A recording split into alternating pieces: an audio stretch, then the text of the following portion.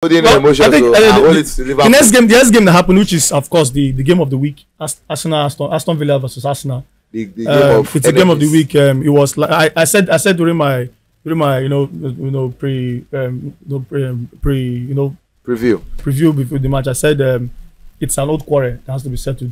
When Emery is saying Emery doesn't just want he doesn't want what is best for Arsenal right now because of the way he left Arsenal, and then you see how Aston Villa has this extra motivation when they play Arsenal. They have this extra motivation when they play Arsenal. It's like we said that we win this game or we go out with a point. So we saw how they played Arsenal. Arsenal were very lucky. Lucky. Arsenal were very lucky in that game. If Ole Watkins had scored, if some of the chances they had scored, of course Arsenal had few chances. The view center was divided into two at first. Some Arsenal fans saying, see why we need a striker, and then some people saying, no, leave that thing, we don't need a striker, we don't leave those things. And then at the end of the day, the Nays won it. The Nays that said we don't need a striker, he actually won at the end of the day. But let me hear your thoughts. I don't know if you saw the Arsenal game. What did you think about that game? If I was there, I would give Raya his flowers. Raya outdid himself. There was this particular save. He jumped up and then the reaction. He was so quick. Good. The guy is good. He's not overrated. He's good.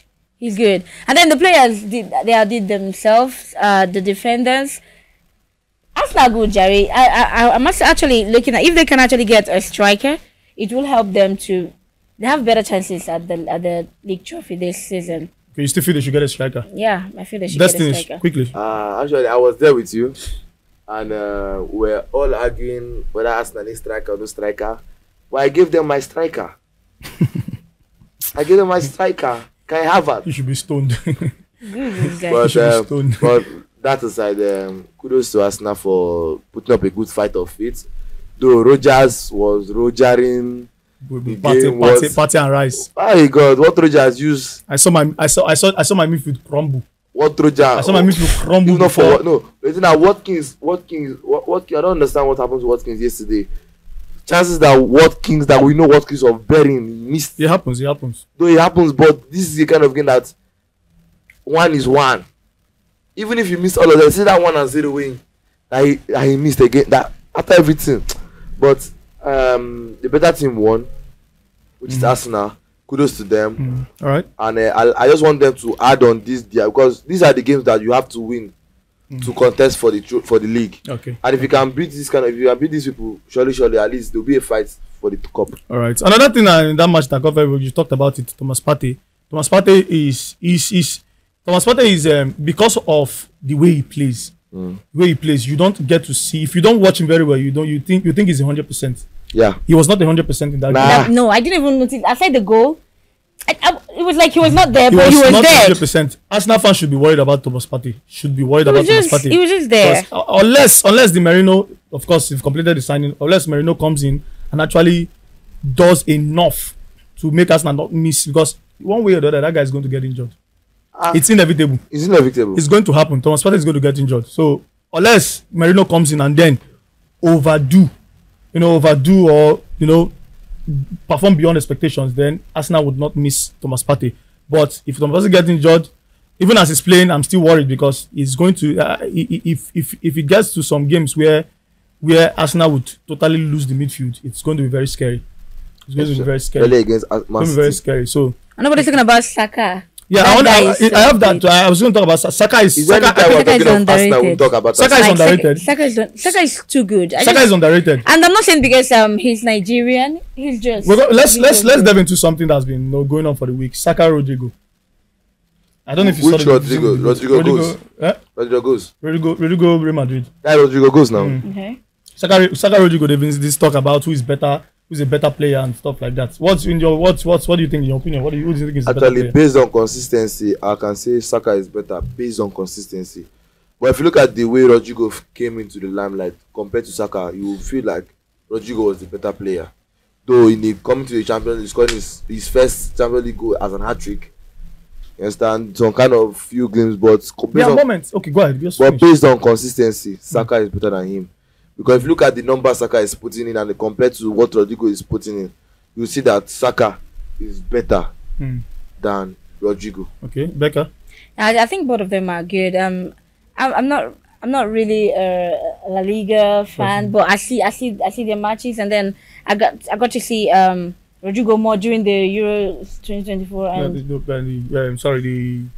the was the Copa America. Yes, sorry, the Copa America, and during that period, the two Euro was going on, Copa America was your attention is divided. I watched Saka more, and I've seen Rodrigo. Rodrigo has never performed for Brazil. Saka has won player of the year twice for England. He's arguably England's best player. He's been arguably England's best player for like 5 years, for like 5 seasons. For 5 years. 5 years. Who is 5 years? 5 years. So Rodrigo, the moments when you talked about scoring, important goals and stuff like that. What's his name? This Divock Origi. Scored money important goals for Liverpool. That's Salah. And even Salah himself. So do we now say Divock Origi is better than Havertz? Yeah. Nah. No. So this when these arguments come out, it makes me wonder. It makes me wonder why I feel like do you know why this argument is coming up? Because actually Saka find himself in, sorry to say, but compared to Real Madrid, Arsenal is a way smaller team. Compared to we know that team contributes because team contributes. You see, calm down first now. To win the Ballon d'Or, nobody looks at your team. We talk about the individual. We talk about individual performance. Understand where I'm coming from. Where I'm coming from is the fact that the comparison is based on the team you are playing for. Rodrigo plays for. Yeah. He plays now. Rodrigo plays for Real Madrid. Right. You understand? And they are bringing Saka, comparing him because he plays for Real Madrid. But when he was in, I think Santos or so, they can't compare two of them. They can't. I think if you want to actually see who is better, they should play in the same league. I mean, where you see you don't need to play in the same league. If we do that, then there's so many comparisons we would not come up with. We should not come up with if we do that. Yeah. I just think it's based on individuals. You are playing in the better. Okay, you're assuming Rodrigo is playing in a better team. Then he should be producing better stats. But assist goals, this guy can go 13 games without scoring or assisting. Rodrigo. Saka cannot go 5 games without scoring or assisting. Yeah. This is somebody who is very important. I'm not saying Rodrigo is not important for him, but when we talk about personal levels, Saka is way ahead of this guy. You can come up with some, but let's just the argument will keep going on since Ronaldo and Messi argument has finished. But let's move on. Let's move on. Who is better? Let's move on. So now Chelsea. This is what I have to say about Chelsea. Why are you smiling? This is what I have to say about Chelsea. If Chelsea clicks, if that team clicks, the whole EPL will be in trouble. Exactly. See, what I saw yesterday, of course it's Wolves. Wolves are going down. They are at the lowest of time. They've lost 2 of their best players. I mean, they lost. Okay, they lost. What's the name? Neto. I think they didn't lose any other player again apart from Neto. The important players. If they click, if Chelsea clicks, we're in trouble. We are really in trouble. But I just hope that the coach gets it right with that team because there's a lot of there are lots of potentials in that team. We saw a team that players were coming off the bench and we were like, wow, Joe Felix, Pedro Neto. I watched Netflix yesterday. You see these players coming off the bench and you're like, wow, Nkuku and stuff like that. And they came in and they made impact. Chelsea were on fire yesterday. This is not the first time they are scoring an opponent like this. They are a very good scoring side, but the issue is the defense. And let's just talk before let's just talk about the Chelsea game. Chelsea fans are myopic and partial, but me, is it what? I love me a good football. I watched that match. Okay, I was actually following up that match, and then first Jackson put in the first goal and all that, assist and then before you know it, Wolves equalized. I'm like, it's Chelsea now. And then I saw 3-4. I'm like, what's happening? Is this like a festival of goals? One thing about Chelsea is when they want to play, they will play. They can score. That they are good in scoring. But then when you feel like they are doing good, and before you know it, they will go. Then they'll give you the goals now. At some point, they will stop. And it's Wolves. Come on. Yeah, it's Wolves. It's Wolves. What were you expecting? Let them when they play Man City again. You meet Liverpool, you meet Arsenal, you meet Tottenham. Then we can now talk. But aside that, they They get a squad now. What are you expecting? No, we expect them to beat Wolves. We're expecting you to beat them. The way they started was very poor. But they have the squad, and they're not expecting to bring more. But whether good or bad, after the match, they were saying some of the fans were saying they don't need a striker. They definitely need a striker. That was just Wolves. In the viewing center where I was, there were so many shout about Jackson out of that incident. Yeah, somebody said they don't need a striker. And I feel they don't appreciate that guy enough. Leave the fact he's not a natural striker. He's not a natural 9. He's a winger. Yeah. An attacking, a supporting striker. It's not a 9. According to Zeki, he's a 9.5. Maybe he's a 9. So let's talk. I know you're smiling from chin to chin. Let's hear you. Now, thank you, my amiable Who is this? for giving me the avenue to discuss my team.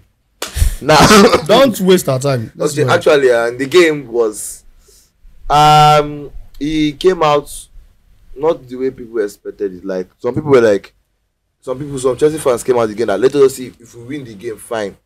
They don't expect it to be this high scoring game. And later on in the game, the way everybody clicked and the attack was free flowing. It was so it's a good sight to behold. Even my fan, my guy Harrison was just there. I was like, your tea shall be my cup of tea. That kind of thing. So the game went well. It was sweet. It was an enjoyable game. You that are saying that Chelsea are so myopic and partial. No, if you watch a good football, you appreciate the good football. Yeah. Ask him here. If Arsenal play good football, I appreciate Arsenal football. If any team play good football, forget. I know that sometimes my rivalry get the better out of me. Does when you play good football. Excuse now I take exception to that. They play good football. We've been playing good football. No. But actually, if you look at them as of last season when they played against Liverpool, they play good football. No, Liverpool that 0-0 draw. Against Man City. Calm down. Against Liverpool, their 0-0 draw. They actually put on a very good performance against Liverpool side. But that's okay. The Chelsea team, if we click, hell will let loose. Trouble. To be honest with you, because trouble. One thing I noticed with Chelsea that if they want to start scoring, the score as if is plenty. You understand? And if they stop, Jesus, you hate it. Yeah. You understand? So let's lastly on the Chelsea, Enzo in that midfield. This is one topic that will go on for the rest of the season. Enzo Fernandez in that midfield, it was not working in the first half. I think what happened, what the coach did was he asked them to take the ball from that midfield and they took it to the wings. I think that was where Chelsea started playing. They had to take it to the wings. Madueke started being more effective. Because they were trying to play from the middle.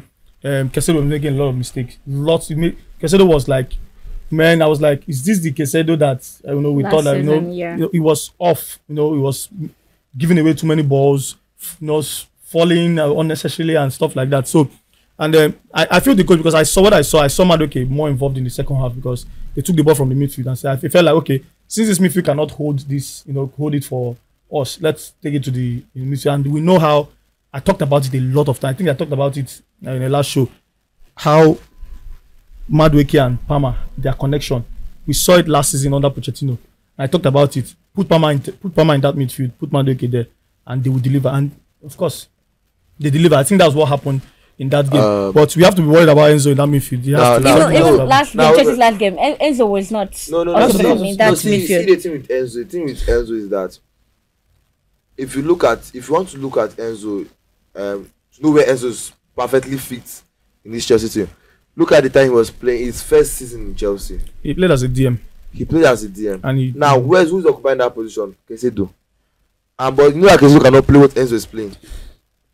The thing that why Enzo is playing that because Enzo is a little bit attacking minded. He's creative. We know he's creative. Than Caicedo. That is why Enzo is playing there. But normal Enzo position is that position that Caicedo is. As a deep playmaker. That is why you see that Enzo and Caicedo is not clicking. But I feel that if they can bring in Enzo and let's say play Enzo with but why are they not clicking and why is Thomas Partey and Rice clicking? And these are two players that are not very sure. These two players are even more, they are attacking minded. Partey, you see where he scored the goal from. Yeah. Partey is always at the edge of the box. Yeah. As well as Declan Rice is the same thing. But why are they clicking and why is Enzo? Is it that somebody is not doing something well? Yeah, I feel that who is not doing it? Who is not doing that? that? One thing is that you guys can be teammates, but you guys cannot click as a team. Like when you guys are playing, it happens. It happens. It's just that like there's no what's it called? Okay, there's no conversation. There's no Rice the word and again? Jorginho. Is it, can they, No, the reason for Jorginho is that he's slow. Jorginho is, we understand Jorginho's case. He's slow. We're talking about two players that are young, that are agile. We're not talking about one player. Jorginho is slow. Jorginho with Rice. Rice has to do a lot of work. A lot of work. Jorginho has to sit back. We know he has to sit back, and it's Jorginho. Jorginho plays similarly to Enzo.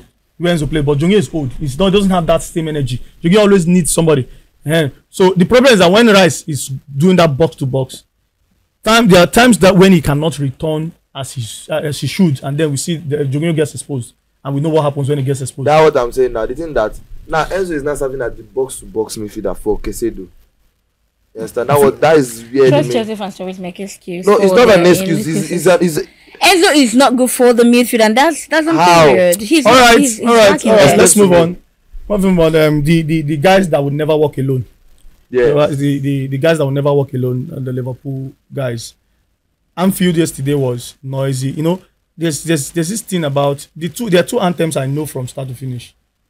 What's it called? London Forever, Arsenal, and then the Liverpool anthem, Never Walk Alone. There are two anthems I know from start. I had to learn that Liverpool anthem.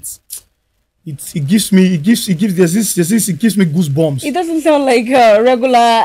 It's like attention. It's an blues, anthem. It's an anthem. You just listen to it, and then when you listen to the words, you just know that you are coming. You are coming to suffer. Yes, you're coming to suffer. If you're coming to suffer, because so we saw Liverpool yesterday, first game under Arne Slot, and of course, so many Liverpool fans are going to say there's nothing different. They play the same thing. They play the same thing from when what's his name was there. But I feel like Arne Slot is cooking. There's this thing about Liverpool I saw yesterday.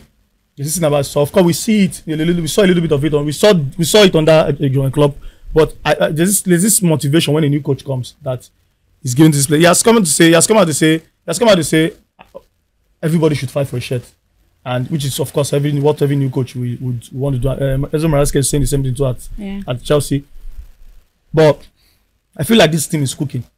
He's lucky. He has inherited a very good squad. Very robust squad. I feel like it makes his work easier for him. But I think where I want to see Arne Slot, I want to see him tactically is when he faced the big team. I'm not talking about facing team. I'm talking about when injuries coming.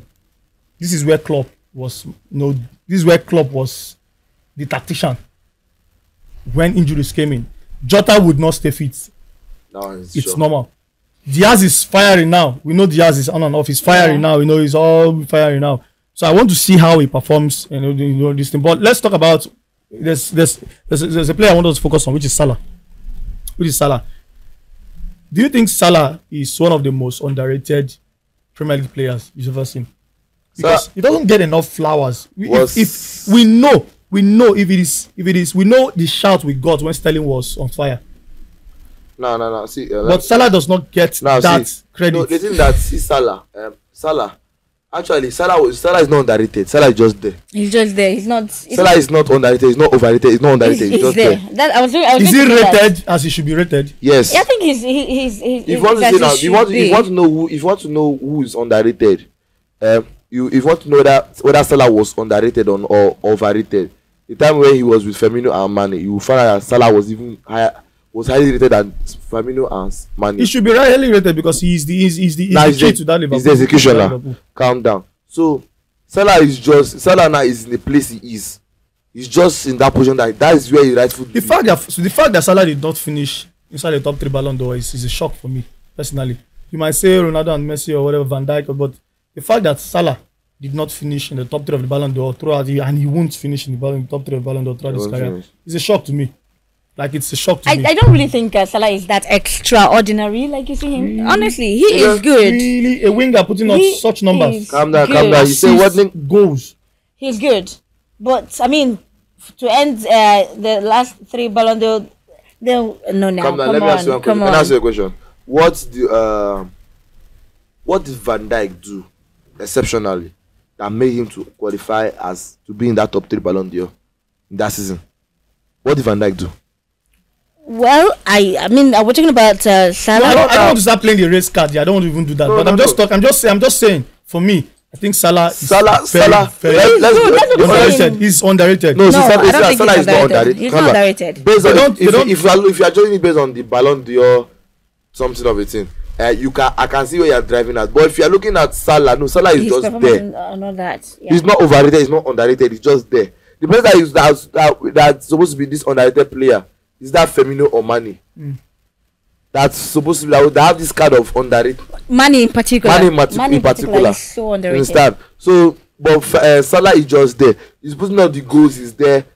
Come on, but if you say Salah is not extraordinary, let Salah catch you. Let Salah. All right. All right. So we've talked Alright. about the Premier League. These are the 4 big teams. Manchester won their game straightforward. Erling Haaland Nothing to talk scoring about. the hat-trick. That guy. There's something to talk about because The one last Ipswich put up a good fight though. Yeah, Ipswich. Ipswich. The fight they put up. The fight they put up is they look for trouble. They look for trouble. But you know. But you blame them. No, but you blame them. They have to score their first goal of the season. And then Man City had to concede their first goal. If Man City had scored first, maybe that game would have ended 3 or so. 3 or but because they defended very well, Ipswich defended very well. Their goalkeeper was like. Also, But it was the time he was switching up though. Yeah, but even the defense, they got tired. There's a way you will be somebody will bombard you with You just so get much tired pressure, because you just give at up. some point I'm like, it's like these defenders, they're tired. They don't want to defend it again. You can't do that against Man City. You have to be extra help up here for you to defend against Man City. You see what Arsenal suffered when they played that 0 draw against them. You see what Arsenal went through. So you have to be 100%. You have to have world class defenders and players for you to be able to keep Man City at bay for 90 minutes. But they were positive in the game. Like I saw promising from my Chelsea player that went there. Kovacic was good. Yeah, Kovacic and Omri Hutchinson. We're talking about the both Ipswich and there. But Hutchinson was good, was sharp in the game. At least though it was somehow, but at least in the defense, he was covering up in the defense and the attack. He was okay. I feel that, but Ipswich Town will be like Luton Town that came and go. No, I don't think they will come and go. I mean, they'll come and go. They met 2 big clubs. What were you expecting them to do? They played Liverpool first. Luton Do you see Luton performance last season? Luton held Liverpool to a draw. Luton did very well. Do you see Luton performance against big teams? Luton was way better. They had Luton performance against big teams. You see that Luton does not deserve to go back. They troubled Manchester City. Manchester City. They have to confirm. It's just 2 weeks. We shouldn't conclude. No, I'm not saying they will go back. I'm just saying. We're just talking about that. Okay. So we've talked about the Premier League. Let us know what you think about the Premier League. All of the games. Which particular game caught your fancy? Which particular players which particular player was the stand-up player for you? In the well, let's actually just quickly. Which player do you think was the star of the weekend? Star of the weekend for me. If I say Kopama, everybody will be like, I suppose to talk, but let me put you to Madueke, because I'm not talking about your club. I'm talking about generally Premier League generally. What were you expecting him to say? Away with your club. We're talking about Premier League. You're calling Madueke for me. Stand-up player for the Premier League. If it's Madueke. Now calm down. Okay, now if stand up in this week, who else is stand-up player there? He scored the hat-trick. Is he the only one that scored the hat-trick? Okay, we all no now. If he saw, I would have called. Okay, I would have called Palmer. Madueke is stand-up player for you. No problem. Stand-up player for you. Bruno Fernandes. No, Bruno was so annoying. I don't even mention Bruno. I think my own is Raya. I just what he did in that game against Aston Villa. I think I would have gone. I would have gone for that keeper against Liverpool. Flecken. Nah. You considered 2 goals. Raya kept the clean sheet, my friend. Okay, now that's it. Now you kept the clean sheet. Now that's it. Tactical saves, not just regular saves. Fine, Raya did well, but how many saves did he make in the game?